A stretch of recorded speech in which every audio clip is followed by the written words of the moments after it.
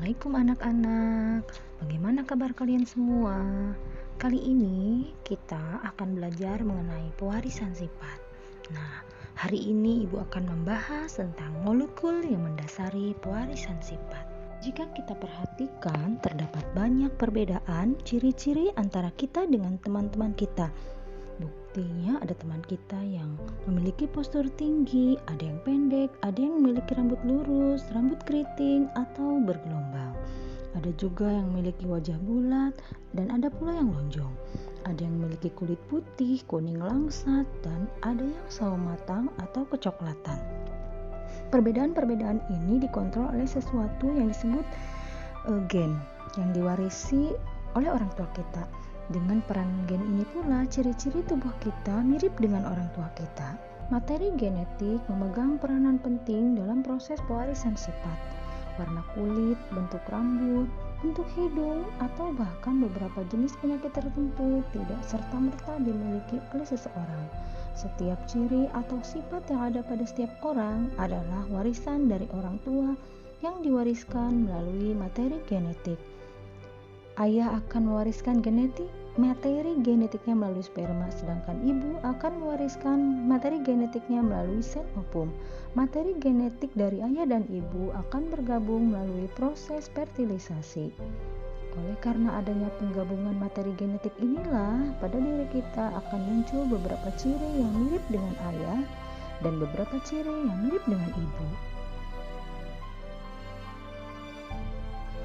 Molekul yang berperan sebagai materi genetik adalah asam nukleat. Ada dua macam asam nukleat yang berperan sebagai materi genetik, yaitu DNA atau deoksiribonukleik asid dan RNA atau ribonukleik asid. Pada suatu untai DNA terdapat unit yang mempengaruhi sifat atau yang menentukan ciri suatu makhluk hidup yang disebut dengan gen. DNA terletak di dalam inti sel. Namun ada pula DNA yang tidak terdapat dalam inti sel. DNA merupakan untaian yang sangat panjang. DNA melilit pada protein yang disebut protein histon. Seluruh untai DNA tersebut dikenal dengan kromosom. Pada saat sel akan membelah, kromosom memadat sehingga lebih mudah diamati. Oleh karena itu, kita dapat melihat struktur kromosom pada saat sel akan membelah.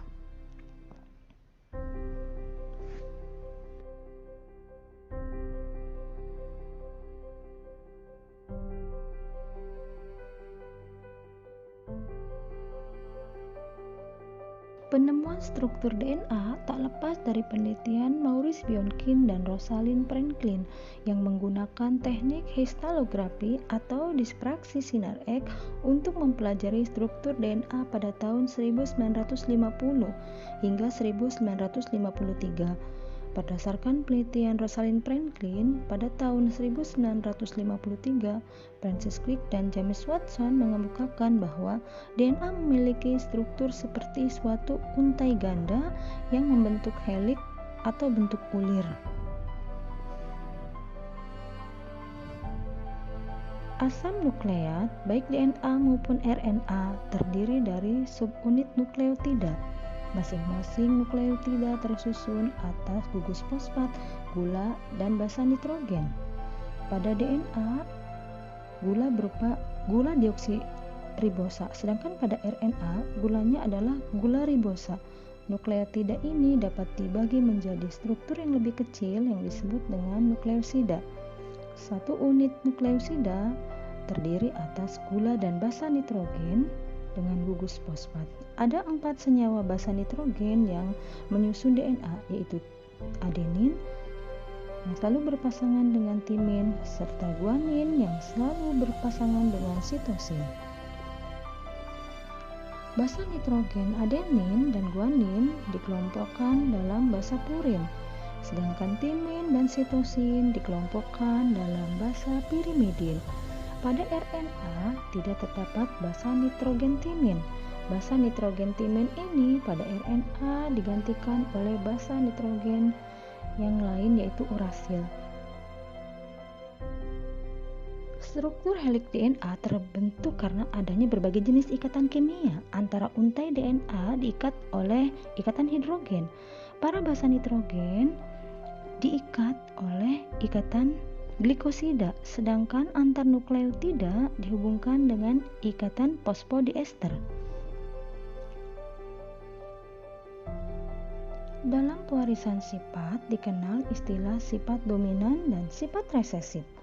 Sebagai contoh, karakter jenis cuping yang terpisah dapat dikatakan mampu menutupi atau mengalahkan diri cuping yang terbuka. Karakter yang mampu mengalahkan atau menutupi karakter lain disebut dengan sifat dominan. Karakteristik yang kalah disebut dengan sifat resesif.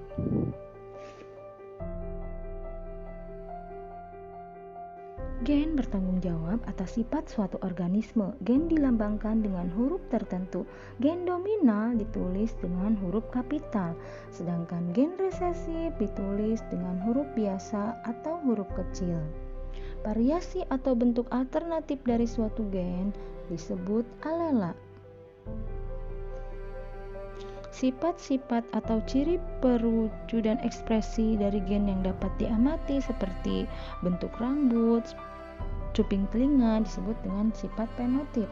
Fenotip merupakan perwujudan ekspresi dari gen, akan tetapi perlu kamu ketahui bahwa tidak semua fenotip dapat diamati dengan mudah secara langsung dengan menggunakan mata. Selain morfologi makhluk hidup yang dapat diamati, fisiologi dan tingkah laku juga merupakan fenotip.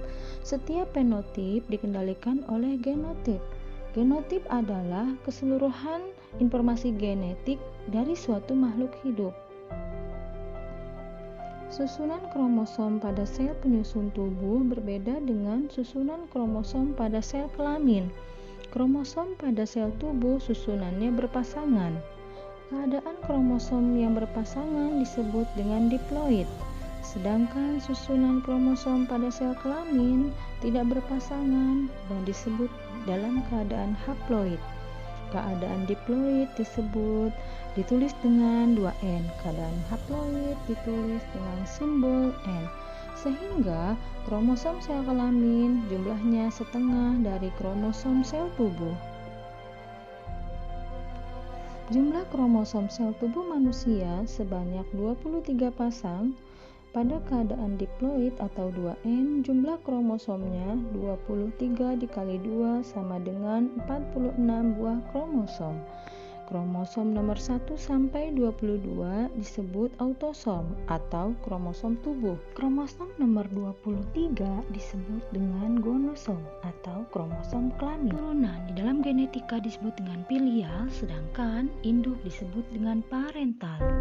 Nah anak-anak, demikian penjelasan dari Ibu untuk pembelajaran kali ini. Semoga bermanfaat. Wassalamualaikum warahmatullahi wabarakatuh.